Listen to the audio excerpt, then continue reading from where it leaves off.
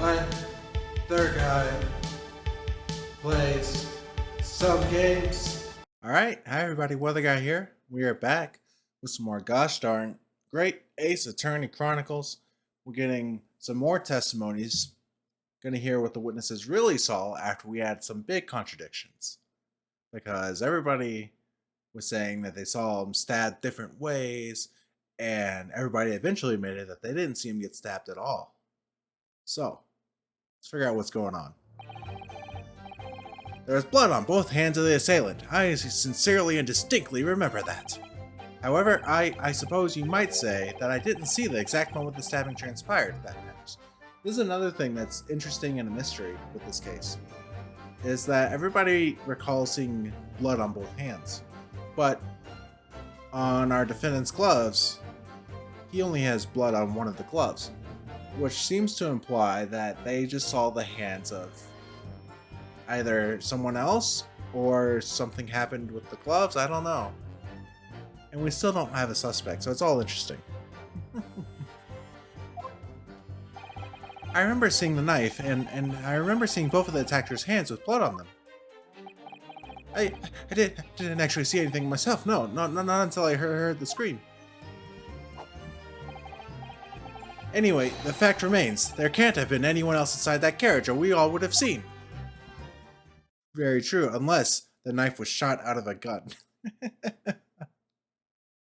Who knows? Well, lo and behold. In truth of fact, not one of you was witness to the crucial moment the crime was perpetrated. I apologize, Muller, but honestly, there was no one else inside that carriage, and the man's hands were covered in blood. That much incriminating evidence is tantamount to saying we saw the man do it. And this guy wants our guy to be convicted because of outstanding debts to him. That's not what testimony is about. Let us examine the interior of the omnibus once more. The victim's fresh blood is clearly visible on the seat, corroborating the witnesses' accounts. In other words, there is no substantial nor significant change in the facts of the case.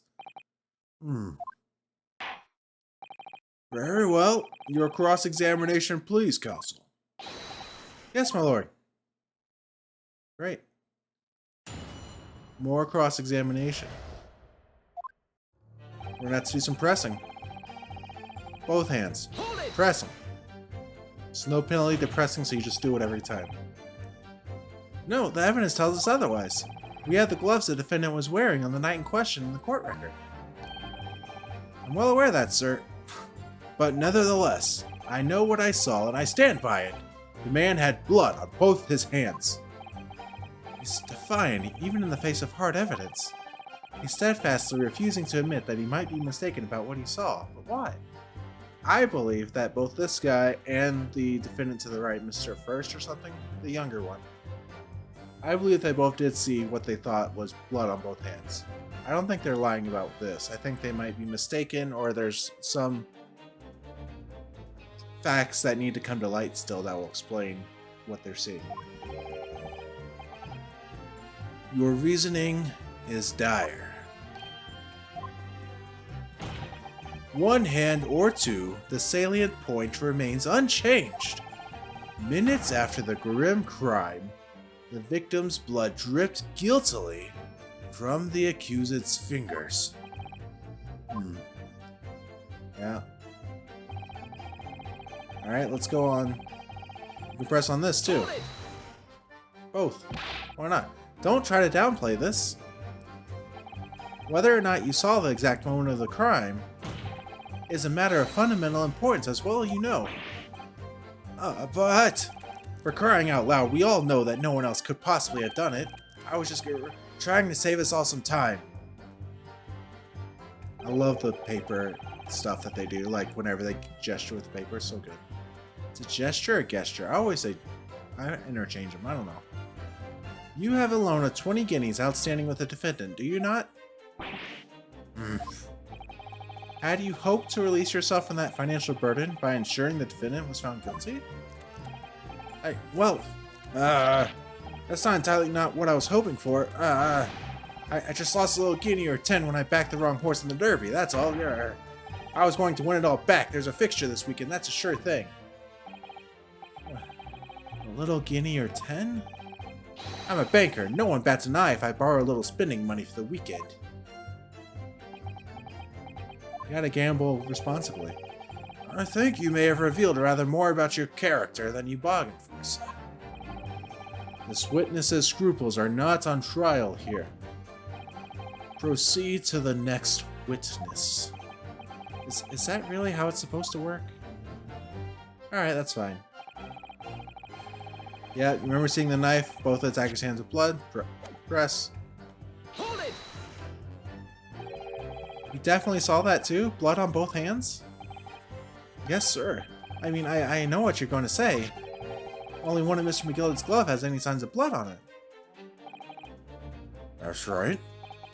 The thing is, as far as I remember, sir, when I looked down and saw Mr. McGillicud sitting beside the other fellow, I don't believe he was wearing any gloves, sir. He wasn't wearing these gloves? That's correct, sir, and I saw the blood on both his bare hands quite clearly. Oh, this is interesting. Here's my theory about what happened. Somehow somebody snaked his gloves, used his gloves to commit the murder, and then Mr. McGillicud was seen with his hands on the knife, either trying to get it out or whatever. Trying to help the situation. That's how he got blood on his own hands. That's what I think happened. Either that or somebody planted the gloves after the fact, something like that. Because it's not confirmed to be blood on the glove.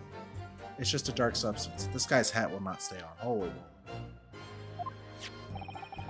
It's true that the dark colored stain on the dark leather gloves wouldn't have been easy to see.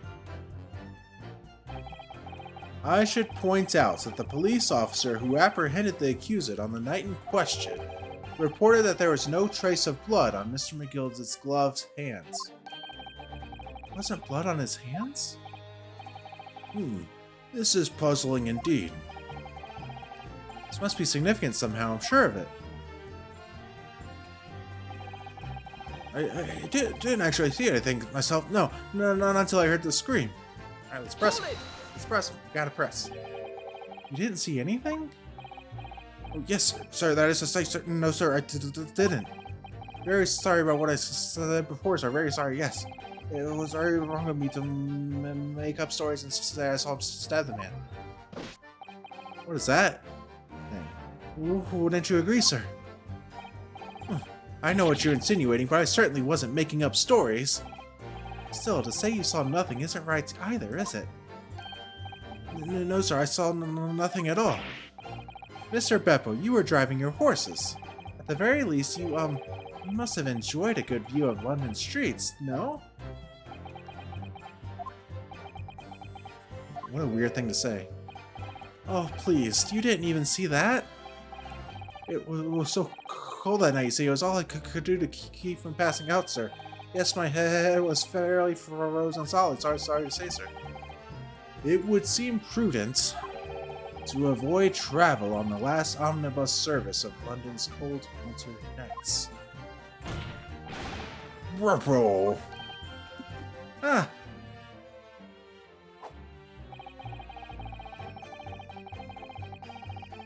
Yeah, now we press on this. And everything you saw of the incident was through the skylight on the roof of the omnibus? That's right. It was fiercely cold that night, but the glass wasn't frosted over. Oh, yes, I remember I was shivering. It was so bitter. Which rather begs the question of why the pair of you were sitting on the roof deck in the first place. Well, I don't know about this young fellow, but I couldn't enter the cabin. Oh, why not? Oh, this is interesting. It was locked from the inside. I tried knocking, but no one opened the door. It was locked. That's right. And it's a public bus service, for pity's sake. That's not what I call fair play. Yes, I had exactly the same experience. I tried knocking, but the gent inside just gestured at me to clear off. So I had no choice but to climb up to the roof deck and look down longingly into the warm cabin below. Well, I can assure you I wasn't just looking down, I was glaring, long and hard.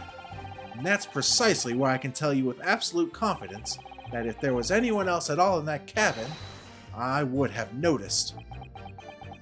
Interesting. Unequivocal, I would say. I'm not sure about these two witnesses. Could they really have seen everything inside the cabin through the skylight? The angle wouldn't have been perfect. Allow me to confirm one thing, Mr. Fairplay. You were riding this omnibus and witnessed the events in the cabin through the skylight in the floor of the upper deck. Is that right? That's right, yes. In that case, there is a portion of the cabin interior that would have been out of sight from you. What? By golly, really?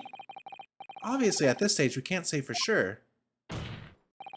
But the possibility cannot be denied that at the time of the incident, there could have been another passenger in the enclosed cabin of the omnibus. Objection! Enough hypothetical meandering, my Nipponese friend.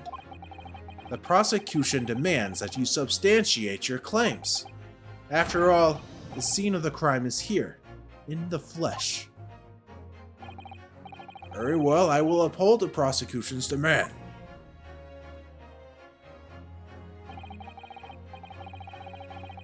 You will identify the area on this cross-sectional plane of the omnibus. So if there... Where exactly in the omnibus are you suggesting that this exhibit could have been... I mean, it seems like right here. Right? Because if they're sitting in the back, they're looking from this angle. Can I do this? Can I look at the omnibus real quick?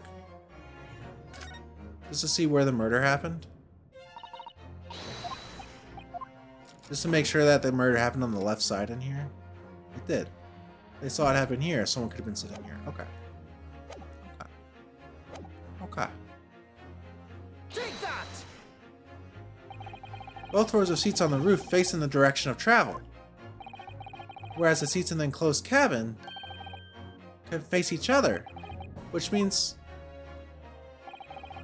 the visible part of the cabin, which passengers on the roof deck can see through the skylight, is as I've drawn here. Sorry, I really started there. That's right, my lord. As you can see, the seat opposite the one in which the victim and his attacker were sitting is obscured from view. In other words, if someone had been sitting on that seat, it's quite possible that these witnesses would have been completely unaware of it. Yeah, we're doing good. We still don't have a suspect, which is obviously a problem, but... It's quite possible some phantom was sitting there. You Nipponese have a forbidding habit of obscuring the truth with ambiguity. I concur with the prosecution's rejoinder. In a British court of law, evidence is paramount. I cannot entertain this conjecture, counsel. That is, unless you're able to put a name to this mysterious passenger to whom you allude. Can you, Mr. Ryu? No way we can, right? Honestly don't know. Who could it have been? Who could have been in the other seat, which was out of sight from the witnesses on the roof deck? Let's look at our court record. Can we do people? Probably not him. Victim. There's no one else.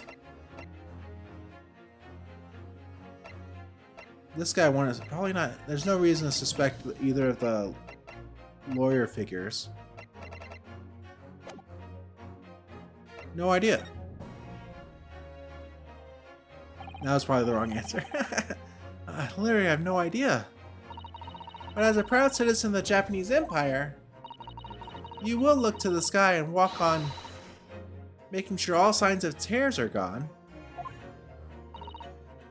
Go on. This isn't just a case of going on, Miss Osato. Alright then, I'll go on. The defense would like to put forward a name. What name could we have? You are a fool. That response was a desperate attempt by a man who has no notion of his own limitations. A toast. I'm glad they gave him another glass after he broke his last one.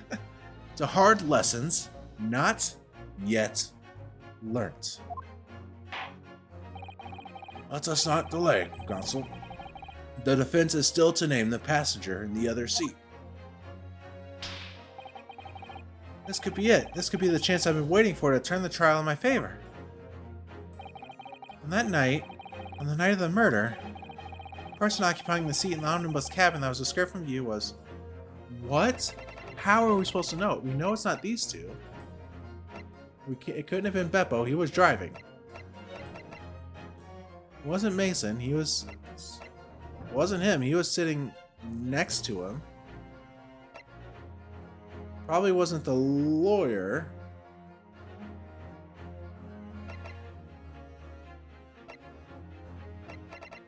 What the heck?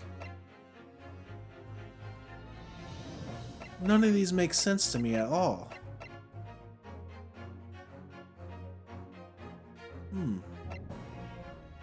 I don't know.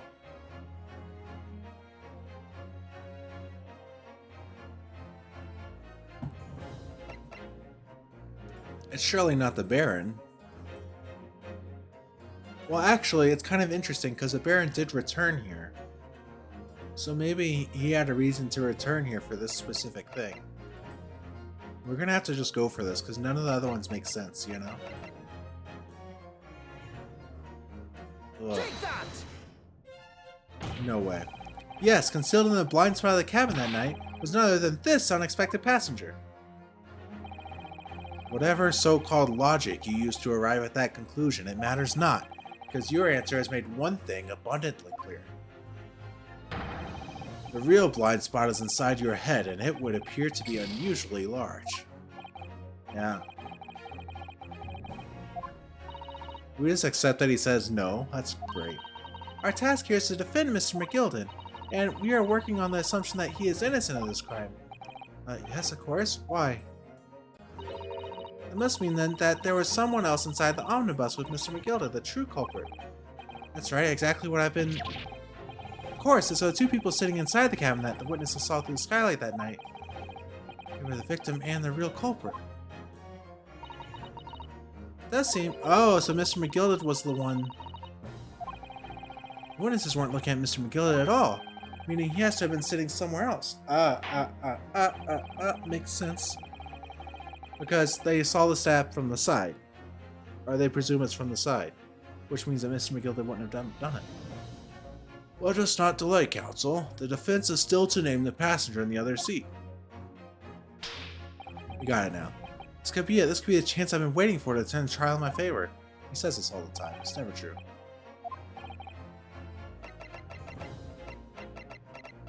There's our boy. Take that! The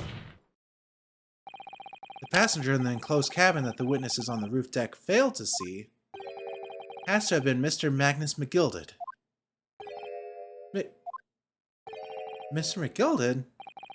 What are you talking about, Count? That's the name of the defendant. Objection! I love that. Ooh! Gosh, he's so wasteful with his glasses.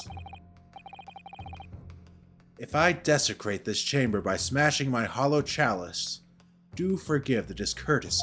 I said that before, that's like a catchphrase. Lord Van Zieks. People talk of those tiny island nations in the Far East as having a learning and culture of their own. But I see they use the terms ill-advisedly. What are you trying to say? Let me explain in terms that even a student of an artless backwater such as yourself might understand. When the bloody scene unfolded, the victim and his assailants were sitting side by side. Multiple witnesses have attested to the fact. It's the very premise on which this case is built. Objection! But that premise, maybe you're wrong. What? If the victim really was sitting beside Mr. McGilden, it creates an inconsistency that can't be reconciled in any way. What inconsistency, Counsel? The defendant is close, my lord. Both witnesses made the same testimony. They claim that there was blood on both hands of the person sitting next to the victim. Objection! Ah, that's why it's important. That proves that it wasn't Mr. McGillicuddy because he was wearing his gloves, and whenever they picked up Mr. McGillicuddy, he didn't have blood on his hands. They assumed that it was just on his gloves. Yet we know the truth to be otherwise. Only one glove bears the gory remains. Objection! The point is, even in the face of this irrefutable evidence, both witnesses have maintained their stance. Yes, their testimony remains unchanged. Exactly. They both adamantly swear that they clearly remember seeing blood on both hands of the assailant. In short, their memory of events is correct, and their testimony reveals the truth. It was somebody else sitting beside the victim that night, a third party we have yet to identify. And the victim's blood was on that passenger's hands, both of them. Objection! And who was this third party? Obviously, the true culprit. Extraordinary. He didn't even really say anything. That's great. Order, order, order. What exactly are you postulating? Objection! The defense's postulation is just that. Nothing more than conjecture. The witnesses have clearly stated that they saw the accused. Objection! But when elaborating on his testimony, Mr. Fairplay said the two of them were wearing hats and I couldn't exactly make out their faces. Yes. The tops of their heads were obscured by the roof. I could see the rest of them, though. Yes, that's right. Both gents were most certainly hatted. Hatters do tend to notice such things, sir. All these people with their hats. And what particular styles of hat did the two gentlemen sport, Mr. First? I'm afraid I don't remember. You call yourself a hatter? The style of hat makes no difference. There was no third passenger in that cabin. How can you be sure? Because if there had been, the accused, Mr. McGillicuddy, would undoubtedly have offered to depose the fact. Unless, that is, you are proposing an even more preposterous explanation. That the accused failed even to notice the presence of the true culprits in the very cabin in which he traveled. I already have the answer to this.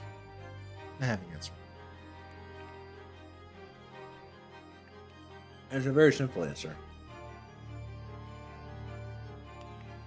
The answer is simply that Mr. McGillicuddy was asleep and he was awoken by the sound of the murder. That's what happened. That's why he didn't notice. Ah! Easy. He's right. There was another person traveling in the enclosed cabin of the omnibus. It's inconceivable that Mr. McGillicuddy would have been unaware of it. Order! There is clearly a simple solution to this problem. Bring the accused, Mr. McGillicuddy, to the stand. Well, what say you, counsel? The prosecution objects, my lord. On what grounds?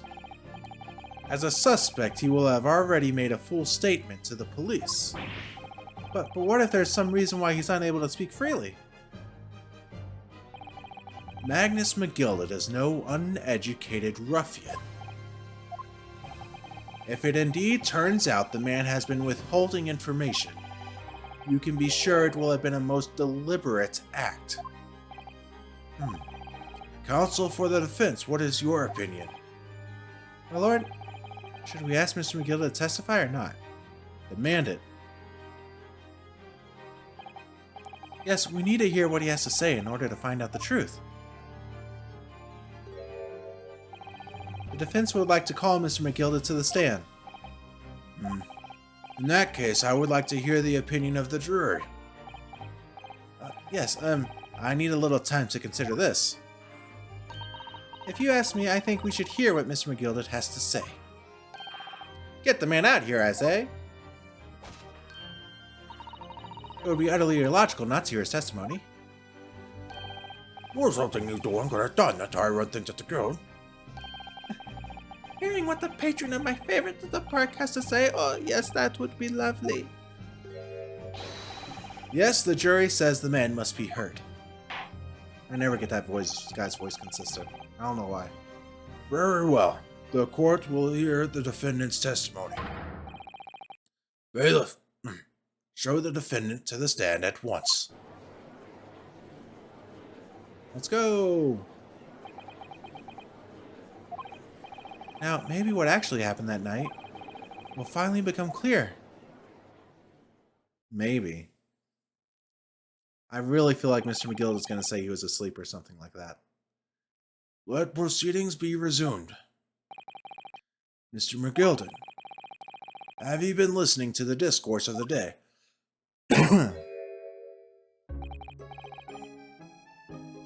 To be sure I have, my lord. There are now two matters on which the court desires to hear from you. The first is whether or not there was a third party with you in the omnibus cabin as proposed by the defense. The second is that if such a person was indeed present, why did you conceal that fact from the police? Begad, no. It's not in my nature to hide anything at all. Just answer the questions, please. The truth of the matter is, I've been desperate about this all along. Do I tell you all or keep me mouth shut? Tell us what, Mr. McGilden? The fine fellow representing me is absolutely right. In the carriage, on the night with myself and the other man, there was another passenger. It's true.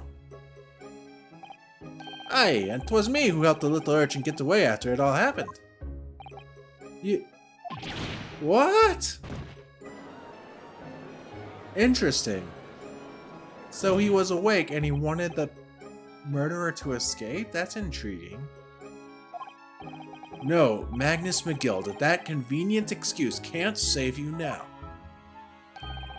I am truly sorry, so I am, Lord Van Zieks. I'm sure you'll be wanting to know why I said nothing when I was taken by the police. I do be having a very good reason, I assure you.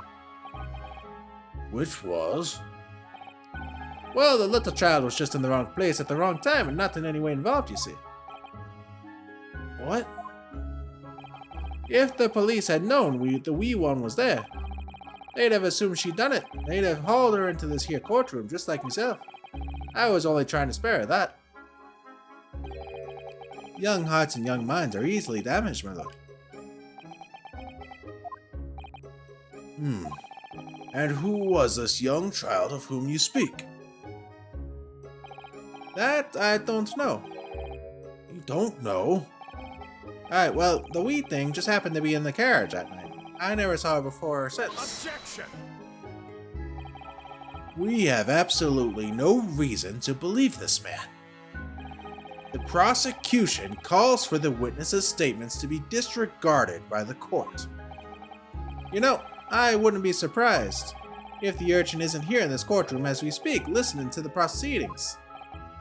What? What the fuck? There's a fire. Oh, the urchin's trying to escape. What is going on? Be careful, Mr. Rio. Cover your face.